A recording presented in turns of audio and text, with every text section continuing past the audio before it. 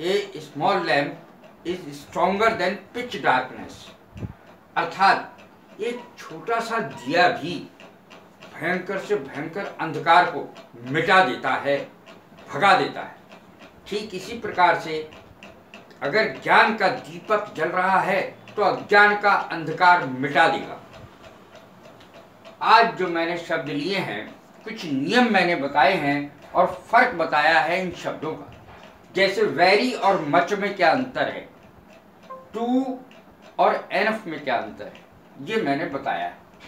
Very तथा much कहां पर यूज होगा, क्या अंतर रहेगा इसमें, ये मैंने बताया है।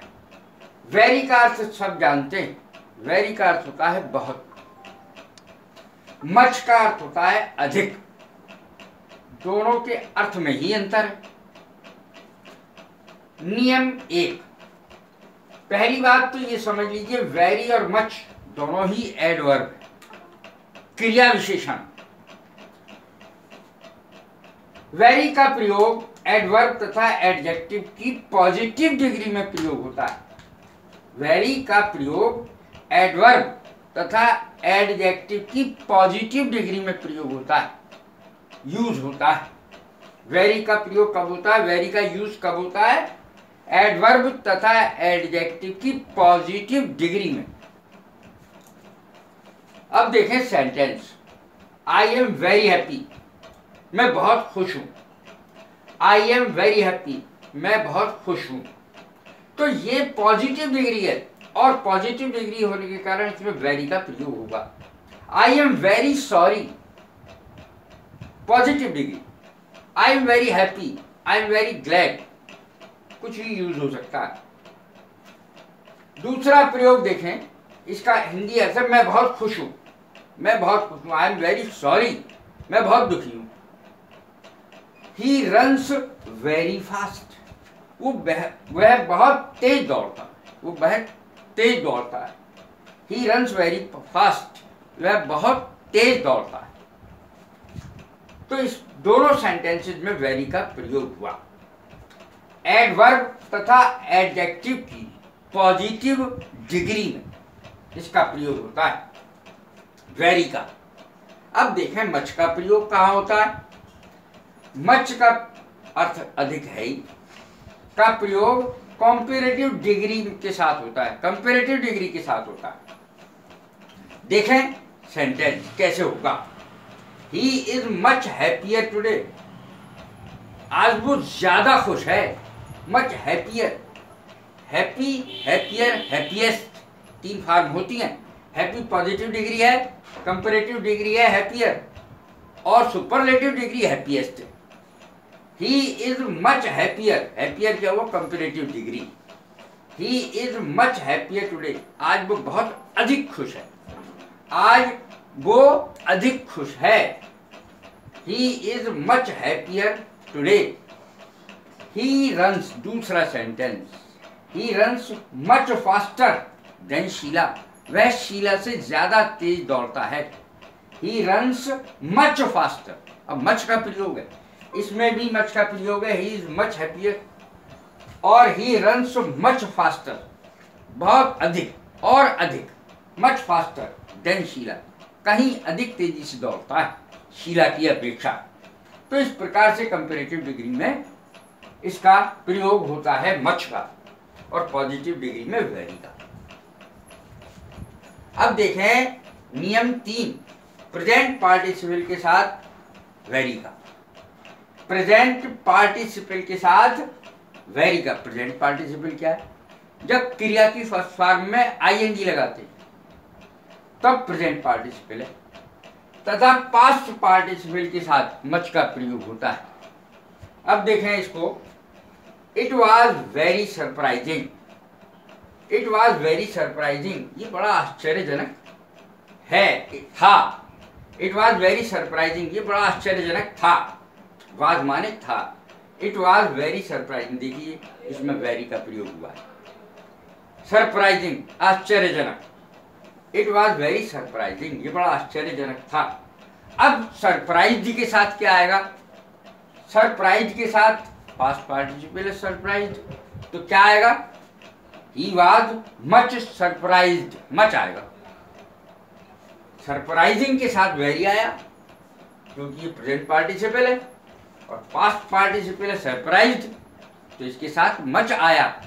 ही वॉज मच सरप्राइज्ड, वह बहुत आश्चर्यचकित था, अधिक आश्चर्यचकित था। इस प्रकार से वेरी का और मच का प्रयोग अलग अलग होता है, इनके नियम अलग अलग हैं। सब जगह मच का, सब जगह वेरी का प्रयोग करना गलत होता है। अब देखें एनएफ का और टू का प्रयोग।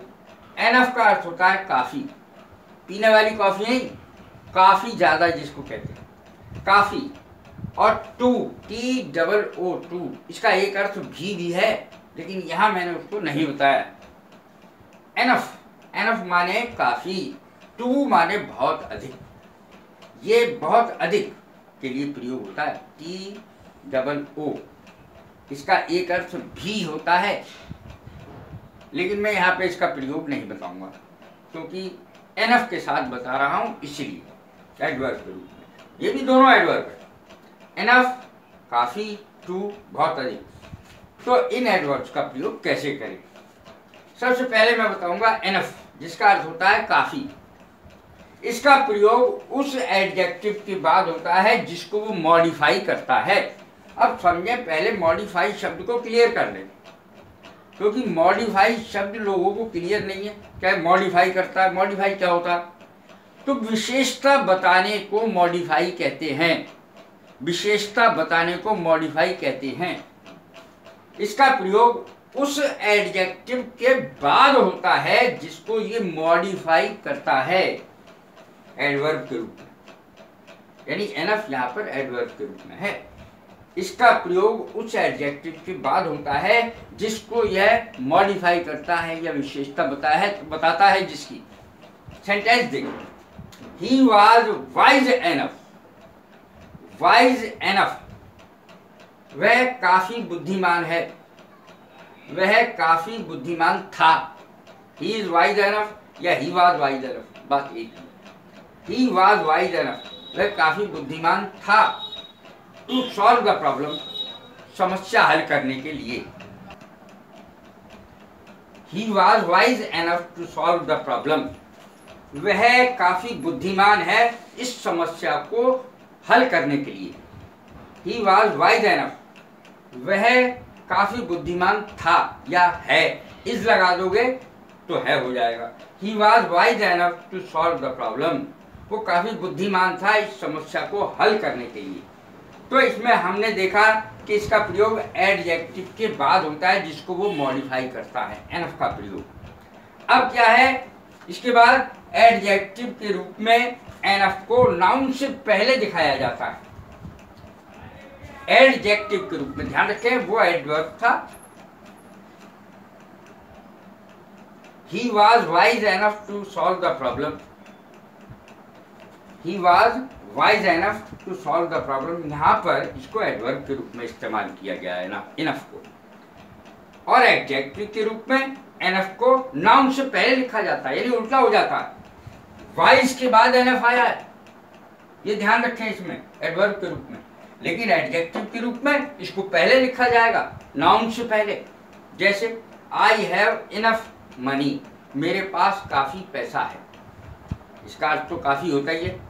आई हैव इनफ मनी, मेरे पास काफी पैसा है।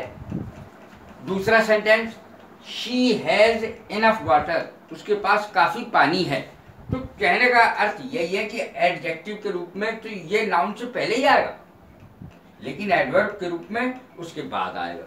जैसे वाइज के बाद इनफ आया है, इसमें क्या है, मनी से पहले इनफ आया है, तो एडजेक्टिव के रूप में इसको पहले लिखा जाएगा।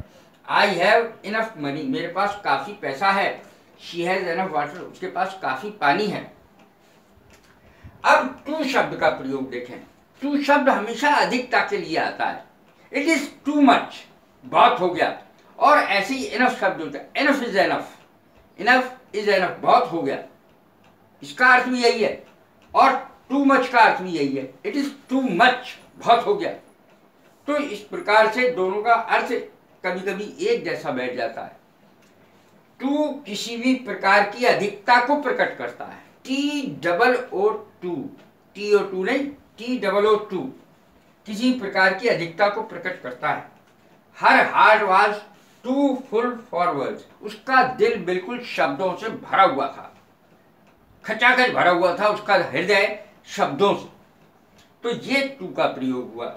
ही is too old to work hard, वह इतना बूढ़ा है, यहां पर इसका अर्थ है ही इज टू ओल्ड, वह इतना बूढ़ा है टू वर्क हार्ड कि कठिन परिश्रम नहीं कर सकता। तो इस प्रकार के जो वाक्य हैं, वह इतना बूढ़ा है, वह इतना कमजोर है कि भाग नहीं सकता। He is so weak that he can not run, he is so weak that he can not run. He, तो यहाँ पर टू का प्रयोग है। He is too old to work hard, वह इतना बूढ़ा है कि काम नहीं कर सकता, कठिन परिश्रम नहीं कर सकता। तो वो सो वाले वाक्य अलग हैं। तो ये मैंने आज वेरी तथा मच का प्रयोग किया है, एनफ का और टू का प्रयोग किया है। तो इसका नियम बताए हैं, इसके सेंटेंस बताए हैं। मुझे लगता है कि आपको अवश्य पसंद आएंगे। यदि आपको ये वीडियो पसंद आए तो लाइक करें, शेयर करें, सब्सक्राइब करें। Thank you very much.